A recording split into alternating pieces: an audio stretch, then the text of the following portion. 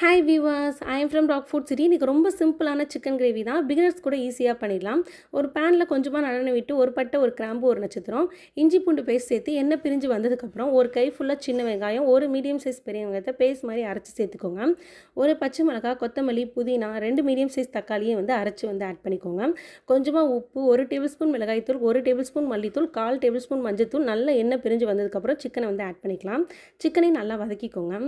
இப்போ நம்ம மசாலா ரெடி பண்ணிக்கலாம். ஒரு பிஞ்ச் சோம்பு, 1 டேபிள் ஸ்பூன் சீரகம், 2 டேபிள் ஸ்பூன் மிளகு சேர்த்து நல்லா ட்ரை ரோஸ்ட் பண்ணி மிக்ஸி ஜாரில் அரைச்சி வச்சுக்கோங்க. இப்போ 1/2 லெமன் சேர்த்துக்கலாம். 2 டேபிள் ஸ்பூன் கர்ட், நல்லா ஜூஸியாகவும் சாஃப்டாகவும் கிடைக்கும்.